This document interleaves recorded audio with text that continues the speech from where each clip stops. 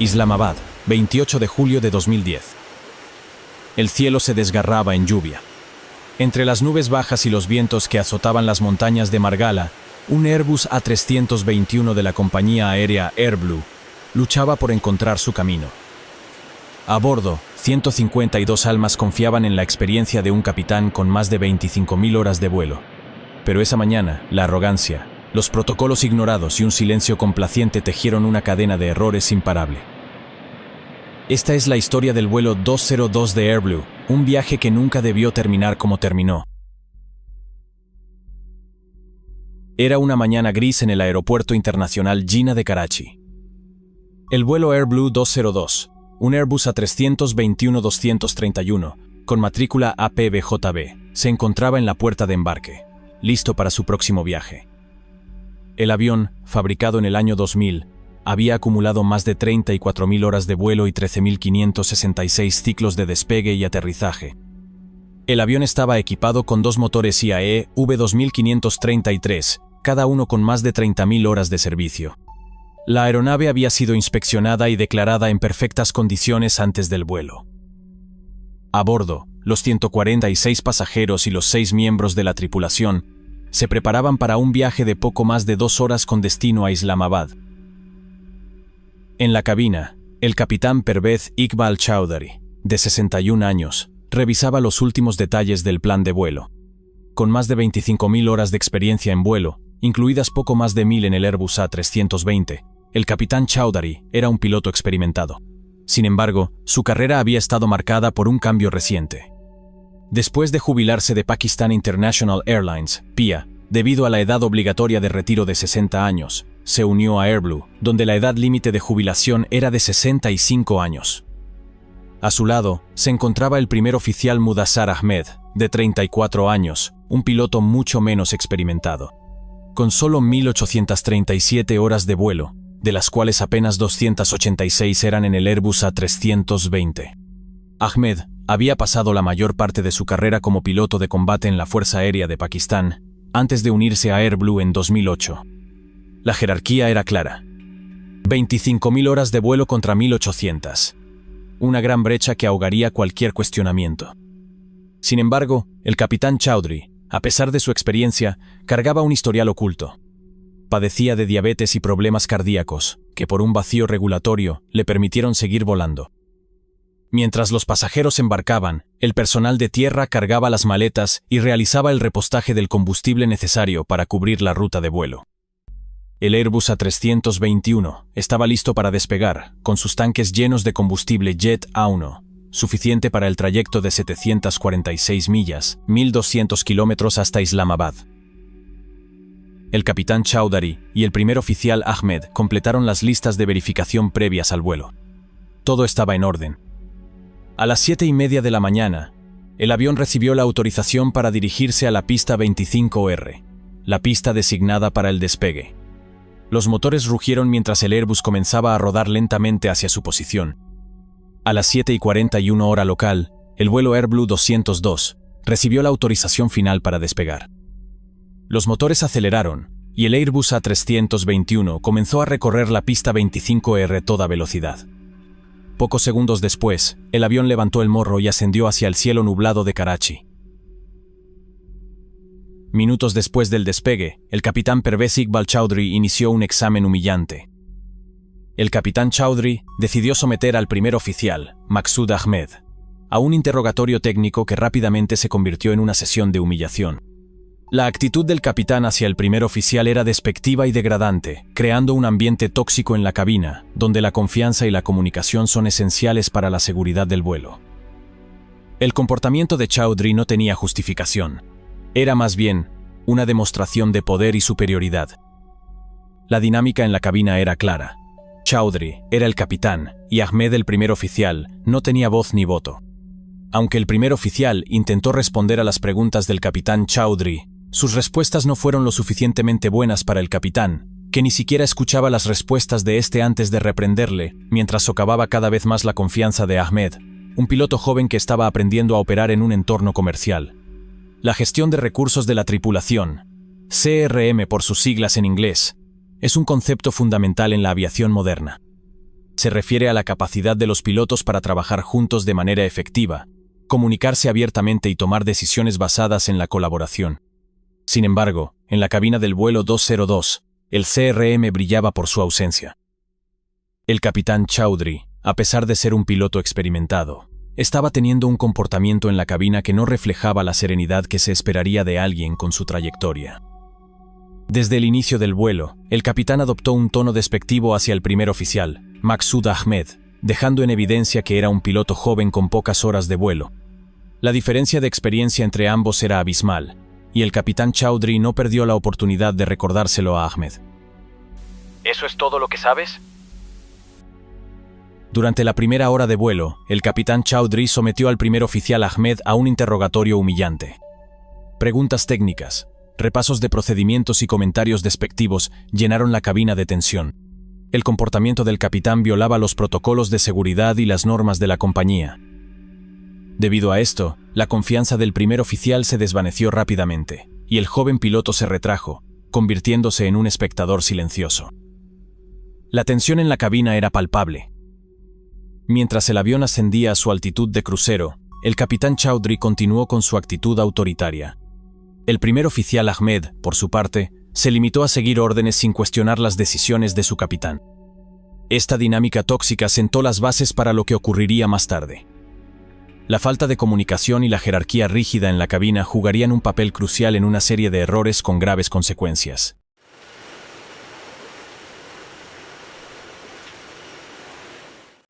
A medida que el avión se acercaba a Islamabad, el clima empeoraba. Las lluvias torrenciales y las nubes bajas reducían la visibilidad a menos de 2 millas, algo menos de 4 kilómetros. La pista 12, que era la única disponible debido a los fuertes vientos cruzados, requería una maniobra de aproximación en círculo desde la pista 30.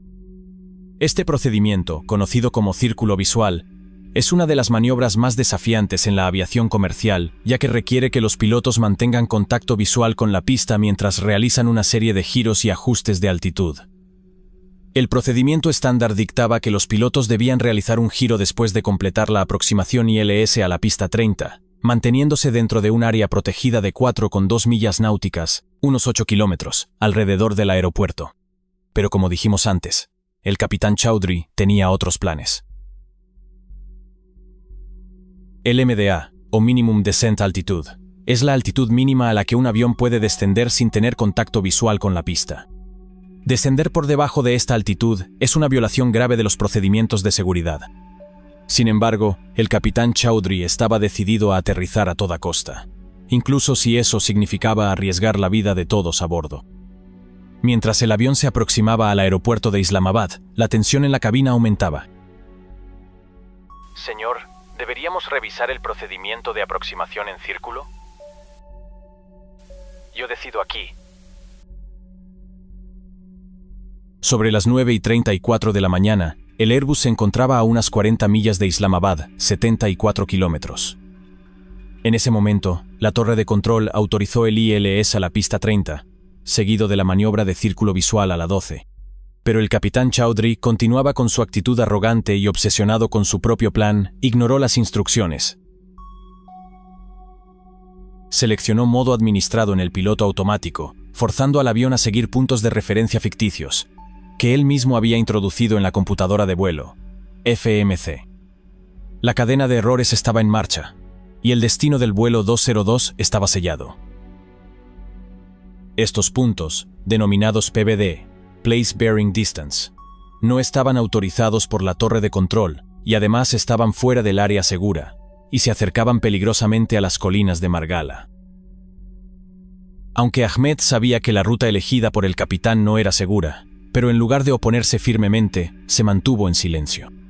La jerarquía en la cabina, combinada con el comportamiento intimidante del capitán, lo mantuvo en silencio. Aquella falta de comunicación efectiva resultaría fatal. Los puntos de datos de posición generados por la computadora de gestión de vuelo no consideraban el terreno, lo que representaba un riesgo significativo. Estos nuevos puntos quedaban fuera del área de vuelo aprobada y se desviaban completamente del plan de vuelo original. Como resultado, se acercaban peligrosamente a las colinas de Margala, donde la altitud del terreno coincidía con la mínima de descenso permitida, aumentando drásticamente el riesgo de colisión. Para comprender mejor lo que estaba ocurriendo, primero hay que conocer cómo funciona el piloto automático en los aviones Airbus.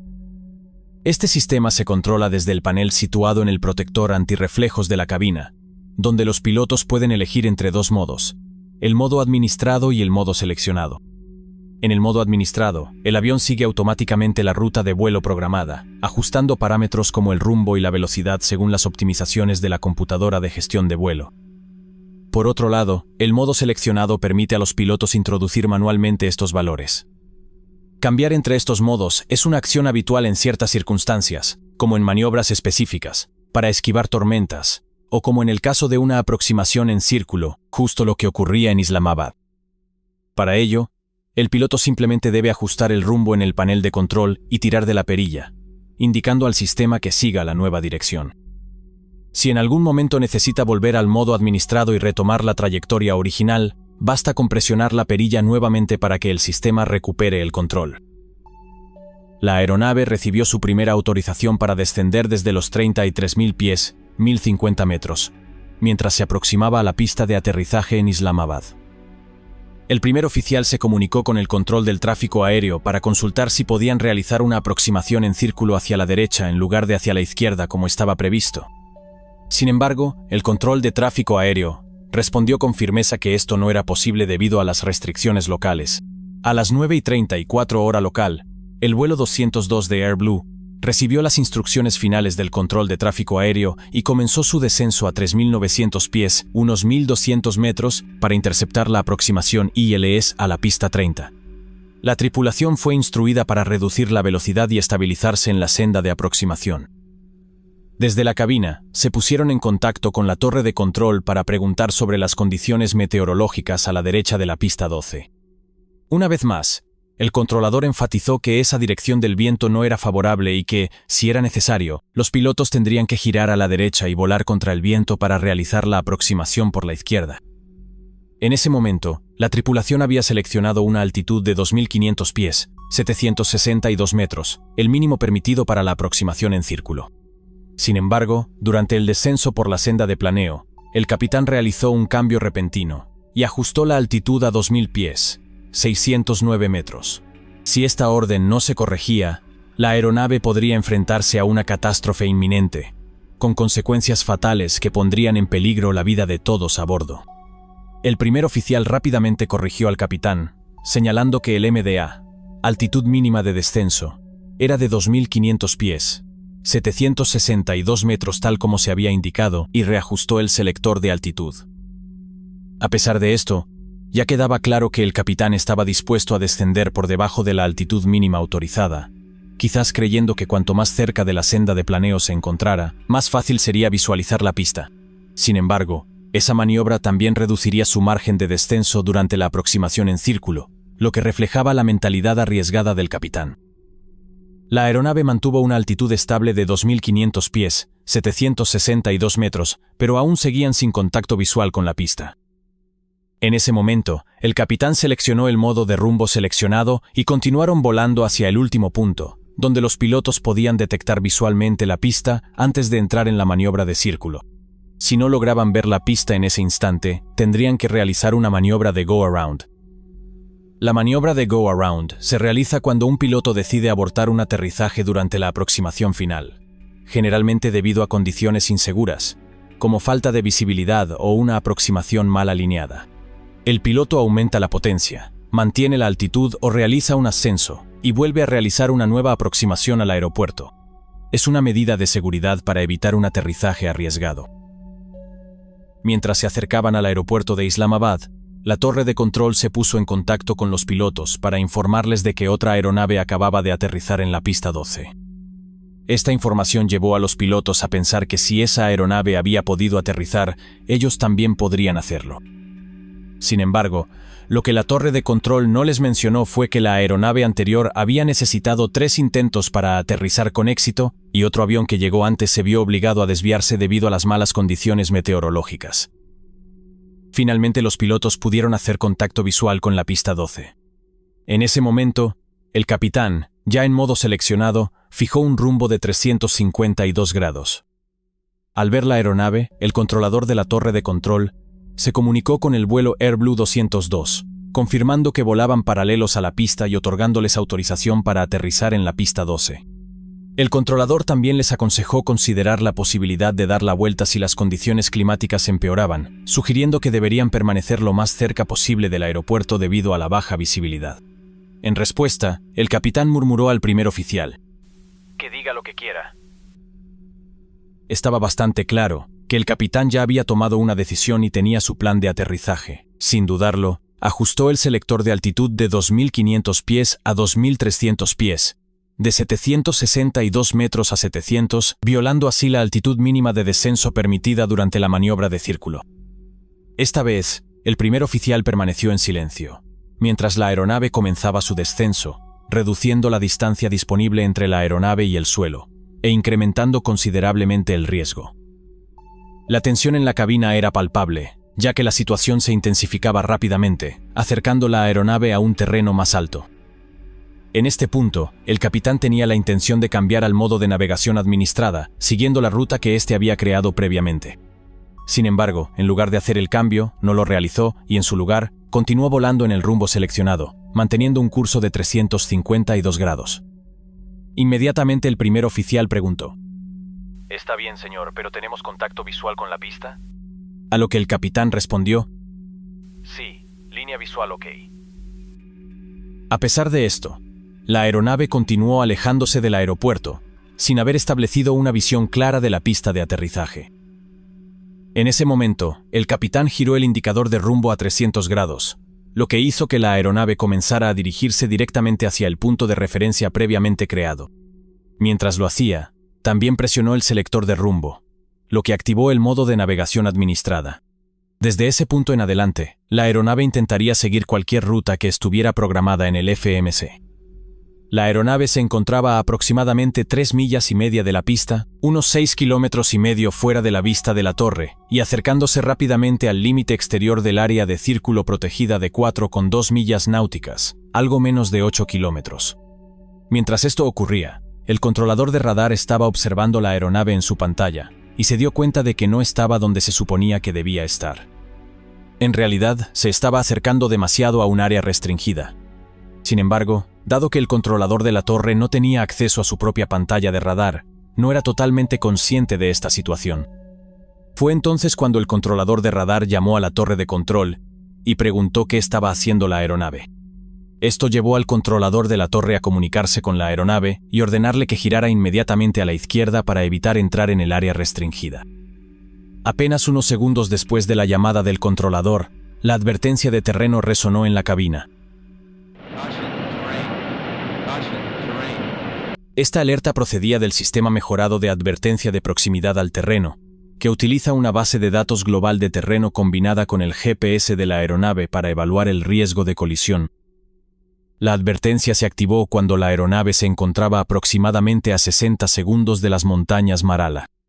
Al escucharla, la acción adecuada para cualquier piloto habría sido modificar inmediatamente la trayectoria de vuelo, ya fuera girando o ascendiendo, y asegurándose de verificar la posición de la aeronave. Al escuchar la primera advertencia, el primer oficial reaccionó de inmediato. Señor, hay terreno por delante. Señor, gire a la izquierda. La voz del capitán, grabada en la cabina, sonaba tensa, lo que indicaba claramente que la situación era algo que no había previsto. La creciente tensión en la cabina afectó aún más la capacidad del experimentado capitán para gestionar la situación. El controlador de la torre ahora contactó a la aeronave y les pidió a los pilotos que confirmaran si todavía tenían visibilidad de la pista. El primer oficial, sin saber qué responder, se dirigió al capitán y le preguntó qué debía decir. Cuando el controlador de la torre repitió la misma pregunta, ambos pilotos se conectaron a la frecuencia al mismo tiempo y dijeron: AirBlue 202, tenemos una visual con el terreno. El primer oficial, cada vez más preocupado y tenso, dijo: Señor, hay terreno por delante. Después de esto sonaron dos advertencias más del sistema de advertencia de proximidad al suelo mejorado.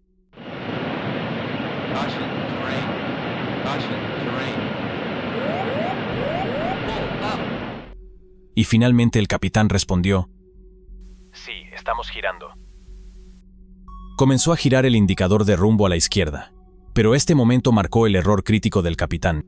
Cabe destacar que la aeronave aún estaba en modo de navegación, siguiendo los puntos de referencia preestablecidos cuando el capitán inició el giro. Sin embargo, el giro no tuvo ningún efecto porque el piloto automático seguía programado para seguir la ruta de vuelo original. Para que el piloto automático reconociera que el capitán quería cambiar de dirección, habría sido necesario sacar el selector de rumbo para cambiar del modo administrado al modo seleccionado, pero el capitán no lo hizo. En medio de la creciente tensión, el capitán se dio cuenta de que, al continuar volando la aeronave incorrectamente, solo estaba agravando la situación.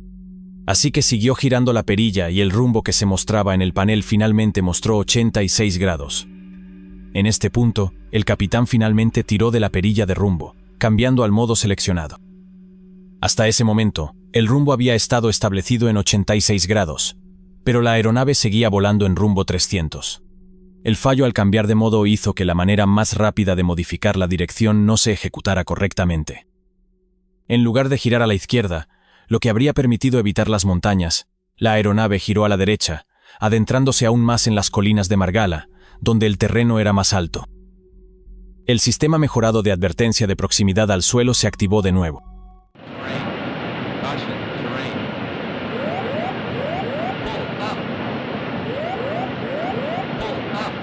Cada vez que se activa esta alerta, lo correcto es seguir los procedimientos estándar para un Airbus.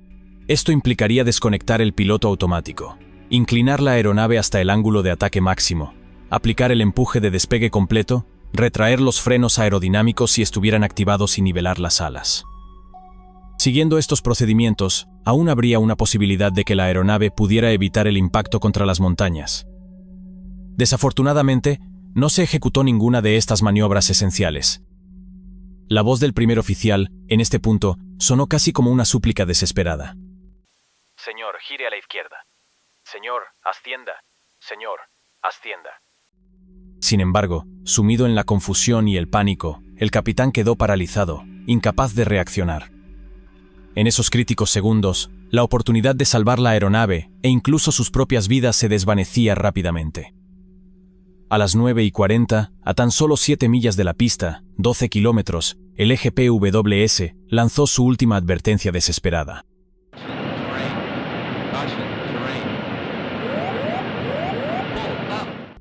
El primer oficial movió hacia adelante la palanca de empuje y desconectó el acelerador automático. La aeronave estaba configurada para ascender a 3.700 pies, 1.100 metros, pero en segundos, la altitud descendió a 3.100 pies, 940 metros. Después, intentó aumentar nuevamente la potencia de los motores y la aeronave comenzó el ascenso una vez más, reactivando el empuje automático. Desde el suelo, algunos testigos observaron que el avión volaba peligrosamente bajo.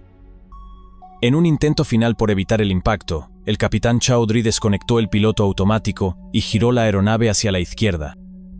Pero ya era demasiado tarde. El Airbus, en un giro de 52 grados, descendía a 3.000 pies por minuto, 55 kilómetros por hora.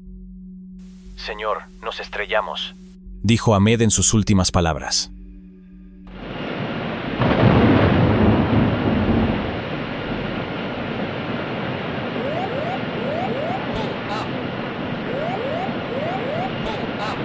A las 9:41 de la mañana, el Airbus A321 impactó a 2.858 pies, 871 metros.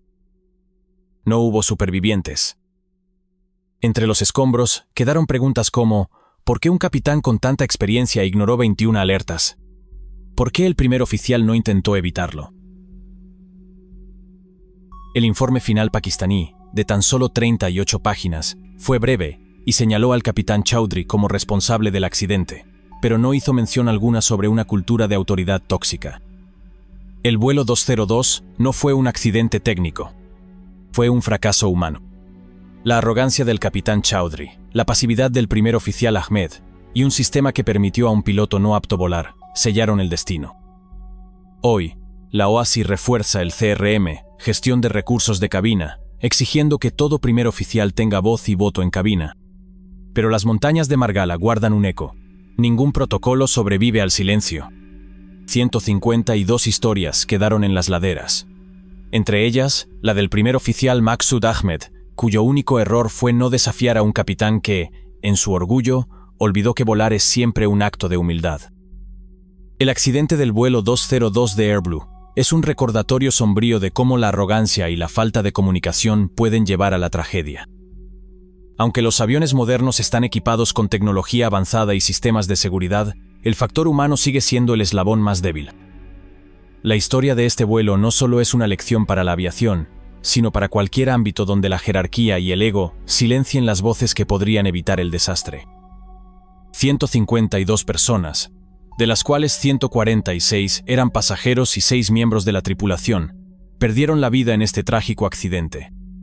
Este sigue siendo uno de los desastres aéreos más mortales en la historia de Pakistán y el primero que involucra al Airbus A321, un modelo previamente reconocido por su seguridad. Hoy, las lecciones del vuelo 202 se enseñan en academias de aviación de todo el mundo. Se enfatiza la importancia de la comunicación abierta, el respeto mutuo y la humildad en la cabina. Porque al final, no importa cuántas horas de vuelo tengas en tu haber, volar es un acto de colaboración y no de dominio. Y mientras el sol se pone sobre las colinas de Margala, el eco de las 152 almas perdidas nos recuerda que en el cielo no hay lugar para la arrogancia, solo para la humildad, el respeto y la colaboración.